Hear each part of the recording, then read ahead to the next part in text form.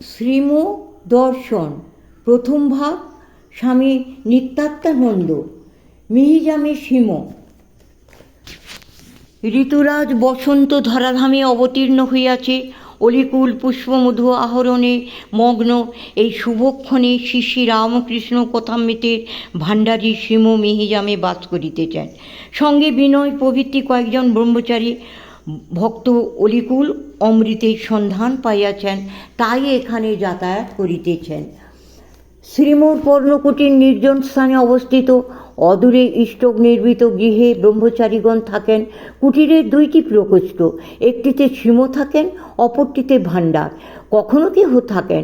পূর্ব দিকের বারান্দায় ক্ষুদ্র দুইটি ঘর, দুই পার্শ্বে একটিতে রান্না হয়, অপরটি স্নানঘর। পাকা বাড়িতে ভক্তরা আসিলে থাকেন।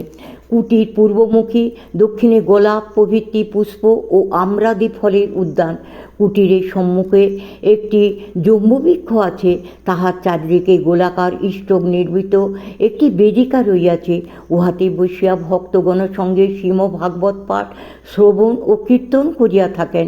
অদূরে প্রান্তরে উত্তর দিকে একটি অশ্বত্থ বৃক্ষ রইয়াছে, তাহার তলে বসিয়া শ্রীম ধ্যান করেন এবং ভক্তগণ সঙ্গে মাঝে মাঝে পবিত্র ধুনি রচনা করিয়া ঈশ্বর ধ্যানে মগ্ন হন। বিশ্রাম লাভ ও নির্জনে ঈশ্বর চিন্তা, এই জন্য এবার শ্রীমোর মিহিজামে আগমন। এই উপলক্ষে কতকগুলি ভক্তের ধর্ম জীবনের ভিত্তিমূল সুপ্রতিষ্ঠিত হইয়া গেল। ভক্তগণ ডাক্তার কার্তিকচন্দ্র বক্সী প্রভৃতি মধ্যে মধ্যে কলিকাতা হইতে আসিয়া দুই একদিন ঈশ্বর চিন্তা করিয়া পুনরায় চলিয়া যান। বেলুর মঠের স্বামী শিবানন্দ, রাঘবানন্দ প্রভৃতি সন্ন্যাসীগণও কখনো কখনো যাতায়াত করেন। শ্রীরামকৃষ্ণ উপদেশ দিতেন, ভক্তদের মধ্যে মধ্যে নির্জন বাস করা উচিত। গুরুদেবের এই উপদেশ আজীবন শ্রীম পালন করিয়া আসিতেছেন। এক্ষণে মিহিজাম আগমনেরও অন্যতম কারণ ইহাই, অপর কারণও বিদ্যমান। অল্পদিন মধ্যে শ্রীরামকৃষ্ণ পরিবারে কতকগুলি উজ্জ্বল মণি পরপর খসিয়া পড়িলেন। প্রথমে চলিলেন ঠাকুরের প্রেমের ঘনমূর্তি, অতি শুদ্ধ মহালক্ষ্মীর অংশ সংভূত স্বামী প্রেমানন্দ। তারপর চলিলেন শ্রীরামকৃষ্ণের অদ্ভুত সন্তান মহাযোগী স্বামী অদ্ভুতানন্দ।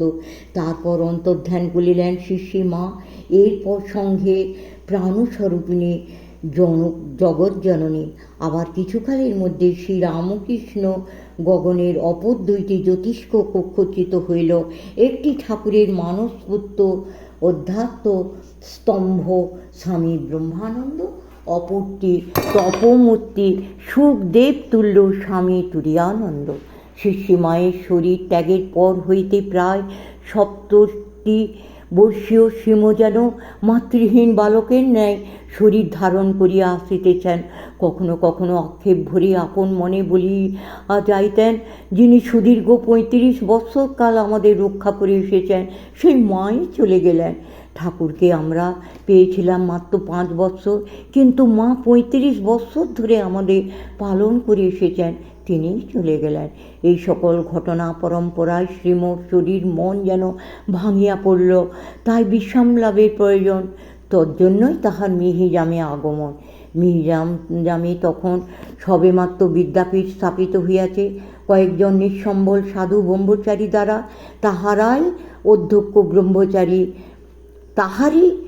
অধ্যক্ষ ব্রহ্মচারী বিদ্যাচৈতন্যের পরে স্বামী সম্ভবানন্দ সাদর ও সশ্রদ্ধ আমন্ত্রণে শ্রীম এখানে আসিয়াছেন। এই শিশু শিক্ষা প্রতিষ্ঠানটি প্রবীণ শিক্ষাপতি শ্রীমোর স্নেহোপদেশে বর্ধিত। 2-3টি বালক লইয়া এই বিদ্যাপীঠের কার্য আরম্ভ হয়। ব্রহ্মচারীগণই একাধারে ইহাদের শিক্ষক, বন্ধু ও মাতা। বৃক্ষতলে ভূমিতে বসিয়া ছেলেরা পড়ে, আর থাকে একটি পরিত্যক্ত ভগ্ন গৃহে সাধুদের সঙ্গে। শ্রীরামকৃষ্ণের অন্যতম অন্তরঙ্গ পার্ষদ শ্রীম প্রথমে কিছুদিন এই আশ্রমে বাস করেন। ইহাই অধুনা বিখ্যাত দেওঘর শ্রীরামকৃষ্ণ মিশন বিদ্যাপীঠের ভিত্তি। এই কালে শ্রীমৎ ব্রহ্মচারী ও ভক্তগণের সঙ্গে বাস দেখিলে সততই প্রাচীন বৈদিক যুগের সশিষ্য ঋষিগণ সেবিত তপবনের কথা মনে হইত। ভৃগু, পিপ্পলাদ কিংবা আরুণী ঋষি যেন শরীর ধারণ করিয়া আবার আসিয়াছেন। ভক্তগণের কেহ কেহ এরূপভাবে তপবনে ঋষি সঙ্গে বাস করিবার ইচ্ছা আবাল্য পোষণ করিয়া আসিয়াছেন।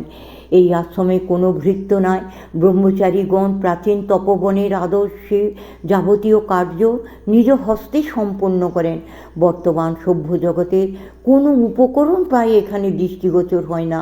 রন্ধনের জন্য মৃন্ময় পাত্র আর ভোজনের জন্য বনজাত শাল পাত্র, শয্যা ও ভূতলে, উপবেশন সামান্য আসনে, কেবল বার্ধক্যবশত শ্রীমর জন্য একটি তক্তপোষ, দুই একটি থালা ও বাটি রইয়াছে। আহার্যের মধ্যে ডাল ভাত। শিব নিজে দিনে দুধ ভাত, রাত্রে দুধ রুটি আহার করেন। ব্রহ্মচারীগণ ভাত আর মুগ ডাল সিদ্ধ করিয়া কিঞ্চিত হরিদ্রা ও লবণ সহযোগে আহার করেন।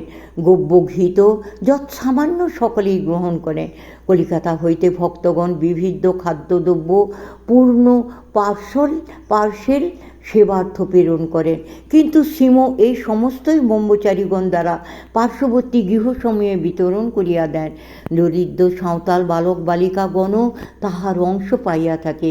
শ্রীম বলেন, এখানে তপস্যার্থ আগমন। জীবনযাত্রা সহজ করিতে না পারিলে তপস্যা হয় না। অভাববোধ যত কমিবে ততই ঈশ্বরীয় আনন্দ উপভোগ করিতে পারিবে। সরল জীবন, উন্নত মনন, ইহাই ভারতের ঋষিগণের আদর্শ। এই আদর্শের বলেই ভারতের সনাতন সভ্যতা আজও নানা বাধাবিঘ্নের ভিতর দিয়া মস্তক উন্নত করিয়া রইয়াছে। এই আশ্রম সময় নির্ণায়ক একটি ঘড়িও রাখিতে দেন নাই। শ্রীম বলেন, পূর্বে ঋষিগণ সূর্যকে অবলম্বন করিয়া দিবাভাগে যাবতীয় কার্যক্রম নিরূপণ করিতেন। রাত্রিতে ধ্রুবতারা ঘড়ির কাজ করিত। এখানে ট্রেনের যাতায়াত ঘড়ির কার্য করিয়া থাকে। আশ্রমের যাবতীয় কার্যক্রম শ্রীম বিভাগ করিয়া দিয়েছেন। তিনি বলেন, স্নানাহারাদির কার্য যত শীঘ্র হয় শেষ করিয়া ঈশ্বর চিন্তা করো। দিনের বেলা 11টা আর রাত্রিতে 9টার মধ্যে আহারাদি সম্পূর্ণ করেন। শ্রীম নিজেই ব্রহ্মচারীগণকে উপনিষদ, গীতা, চণ্ডী, ভাগবত ও কথামৃত প্রায় নির্দিষ্ট সময়ে শ্রবণ করাইয়া থাকেন, আর তাহাদিগকে প্রভাতে ও অপরাহ্নে দূর প্রান্তরে নির্জনে একাকী ধ্যানার্থ প্রেরণ করেন। ভক্তগণ কেহ কেহ এখানে বাস করিয়া বাহিরের জগৎ যেন ভুলিয়া গিয়াছেন, সর্বদা এক আনন্দময় ধামে বাস করিতেছেন। মন সদাই উচ্চভূমিতে স্বচ্ছন্দে বিচরণ করিতেছে। পবিত্র ঋষি সঙ্গের ইহাই ফল।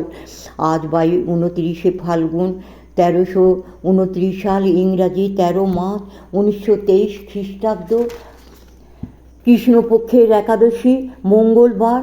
আগামীকাল বারুণী রাত্রি 10টার সময় একটি ভক্ত কলিকাতা হইতে আসিয়াছেন। এই স্থান কলিকাতা হইতে 144 মাইল ইস্ট ইন্ডিয়ান রেলওয়ে লাইনের উপর একটি ক্ষুদ্র পল্লী বিশেষ।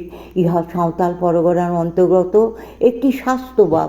রাত 10টায় সব নীরব হইয়া গিয়াছে। ভক্তটি বিনয় বিনয় বলিয়া দরজায় করাঘাত করিতেই অপর প্রকোষ্ঠ হইতে শ্রীম বাহির হইয়া আসিলেন। এখনও অল্প শীত থাকায় শ্রীমর মাথায় একটি গরম কম্ফোটার রইয়াছে। শ্রীম দীর্ঘাকৃতি, সুদৃঢ় বপু ও গৌরবর্ণ।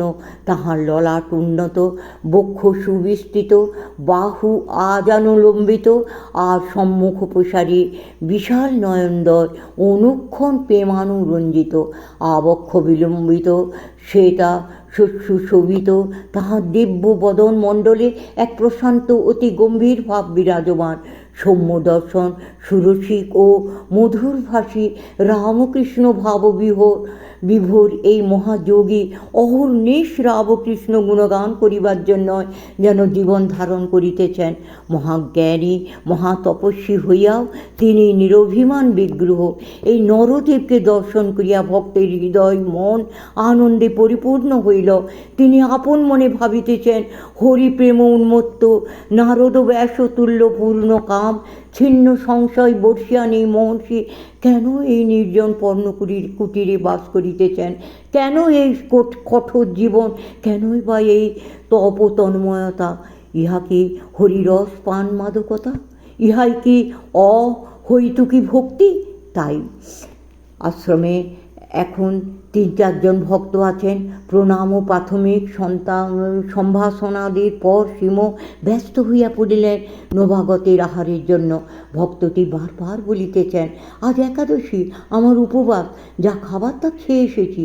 কিন্তু শ্রীম ভক্তের সঙ্গে আনিত ফল ও মিষ্টি হইতে 2টি কমলালেবু, 2টি সীতাভোগ ও 3টি মিহিদানা নিজ হস্তে লইয়া শালপাতায় রাখিয়া ঠাকুরকে নিবেদন করিলেন। শ্রীম প্রসাদ গ্রহণ না করিলে নবাগত খাইতেছেন না দেখিয়া 2-3টি কমলা লেবুর কোষ রাত্রি 11টার সময় গ্রহণ করিলেন। ভক্ত ঠাকুরের সামনে বসিয়ায় প্রসাদ খাইতেছেন। শ্রীম কলিকাতার ভক্তগণের সংবাদ লইতেছেন।